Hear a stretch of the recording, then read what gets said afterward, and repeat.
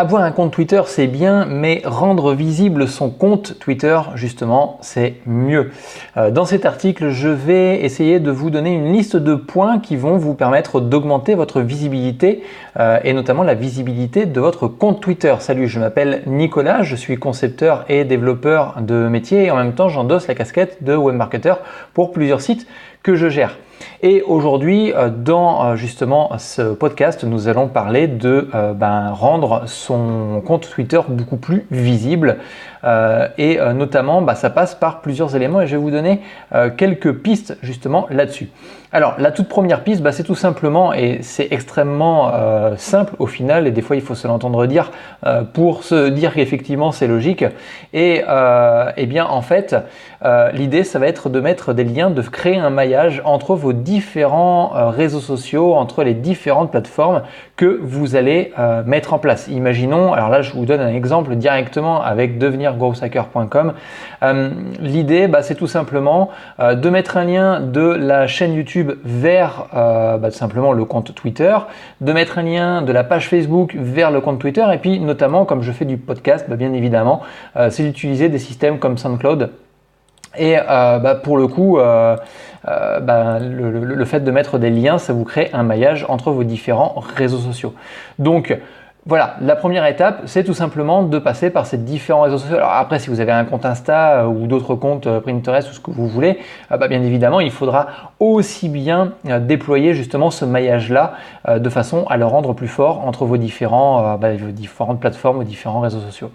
Donc ça, c'est la première chose. Si vous voulez augmenter la visibilité de votre compte Twitter, ça passe par des petites actions toutes simples. Et ce que je vous conseille réellement de faire, c'est de mettre ces liens-là, d'arrêter le podcast éventuellement et puis de faire tout ce que, tout simplement, de mettre des liens sur absolument tous vos réseaux sociaux.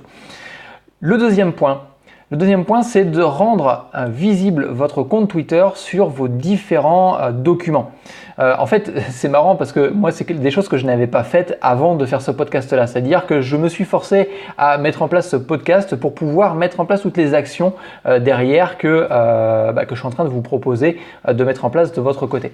Et notamment, si vous faites des PDF, par exemple, des e-books, dans ces cas-là, pensez à mettre en place un lien dans votre e-book vers votre compte Twitter. C'est pas excessivement compliqué à mettre en place, surtout que, vers votre compte Twitter, mais c'est pas excessivement compliqué à mettre en place compte tenu du fait que vous avez principalement l'URL à mettre dans votre e-book. Ce n'est pas dit effectivement que les personnes vont forcément cliquer, mais c'est un petit peu comme la publicité de masse au final.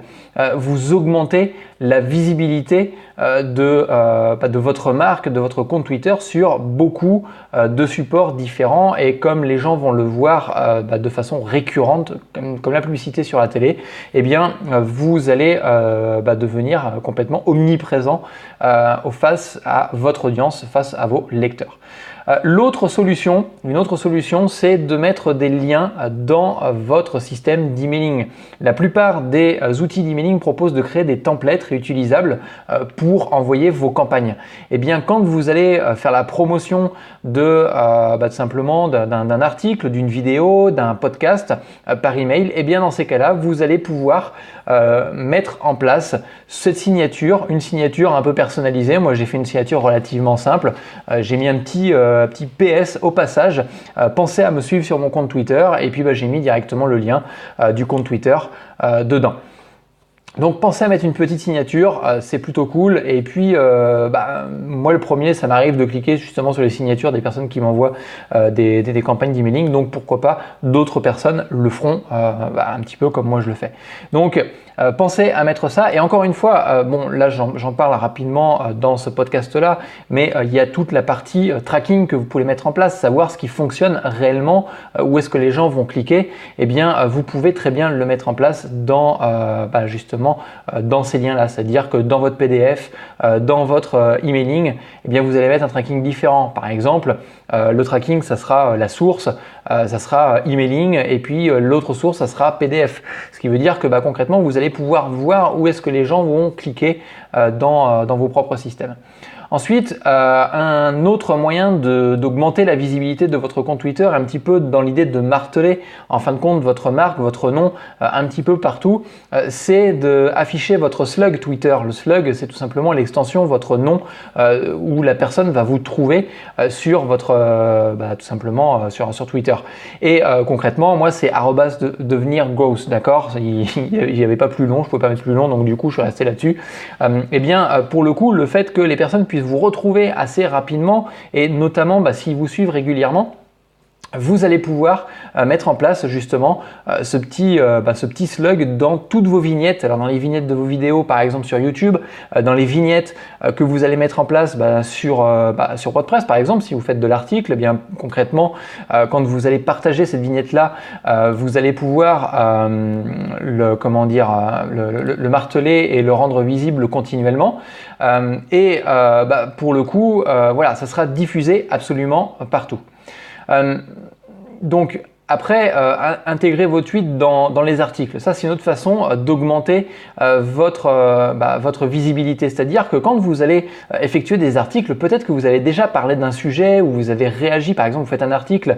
J'avais fait un article dernièrement avec, tout du moins, où j'avais posé une question avec Isabelle Mathieu justement sur le fait elle avait rédigé un article justement. Donc tu vois, vous voyez, pardon, je vous vois des fois je tutoie, je sais pas. Donc j'avais lancé en fin de compte une discussion avec Isabelle Mathieu sur Twitter sur le nombre de hashtags qu'il fallait mettre dans un tweet. Et cet article était daté de 2016. Donc on peut considérer en fin de compte que est-ce qu'il est encore d'actualité ou est-ce qu'il ne l'est plus. Donc pour le coup, je lui avais posé cette question-là dans un article précédent. Et je me suis dit qu'il était intéressant d'avoir son retour là-dessus. J'ai eu un retour d'ailleurs, donc pour faire un petit rappel justement sur l'article qui était en question, c'était trouver des hashtags populaires pour optimiser sa visibilité sur Twitter. Encore une fois, associé à ce podcast-là, il y a un lien qui se trouve en dessous de ce podcast auquel vous allez pouvoir retrouver absolument toutes les sources, tous les liens que j'expose dans ce format-là. Et pour le coup, j'avais posé la question et le retour qui m'avait été fait justement, c'est que effectivement, il y avait la possibilité de mettre un hashtag par tweet, ce qui permettait d'augmenter l'engagement derrière, mais qu'il fallait absolument tester de son côté. C'est la réponse qu'Isabelle m'avait faite. Il fallait absolument tester de son côté ce qui fonctionnait le mieux. Effectivement, j'ai testé un hashtag pendant un certain temps. J'ai vu qu'il y avait un meilleur retour, notamment quand je mettais 2 ou 3 hashtags derrière. Donc voilà, le fait d'intégrer, et donc je reviens sur le principe justement d'intégrer vos tweets, eh bien pour le coup ce tweet-là, je pourrais très bien l'intégrer, le tweet où j'ai la conversation avec Isabelle Mathieu, eh bien je pourrais très bien intégrer ce tweet-là dans le contenu que je vais mettre en place, ce qui va augmenter en fin de compte la visibilité de mes tweets derrière. Un autre point, alors un dernier point que je vais vous donner dans ce podcast-là, c'est de mettre des boutons de façon à être retweeté et de mettre ces boutons-là dans vos articles. Alors, je donne ce conseil-là parce que je sais que ça fonctionne, je l'ai mis en place sur d'autres blogs et effectivement les personnes vont avoir tendance à cliquer sur ces boutons-là. Notamment, vous pouvez utiliser des systèmes de tracking en fin de compte qui vont traquer le comportement de vos utilisateurs sur votre page web. Et pour le coup, le fait de mettre des boutons justement pour partager vos articles va vous permettre d'augmenter votre visibilité, la visibilité de votre compte Twitter indirectement parce que la promotion justement de votre compte, vous mettez une mention avec votre flag, votre slug à l'intérieur et pour le coup vous augmentez la visibilité. Je le fais pas sur Growth Hacker, sur devenirgrowthhacker.com.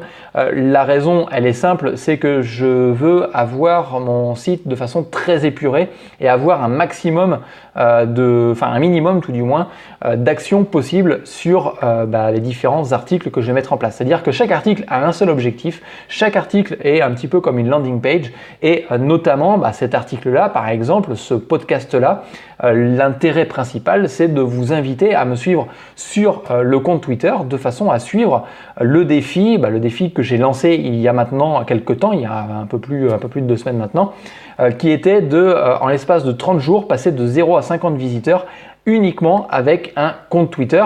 Donc c'est c'est des informations que je donne régulièrement. Et pour le coup, si ça vous intéresse, vous pouvez cliquer sur le lien qui se trouve en dessous de ce podcast-là. Et puis en attendant, je vous retrouve soit de l'autre côté sur Twitter avec d'autres conseils ou dans un prochain podcast. Ciao, bye.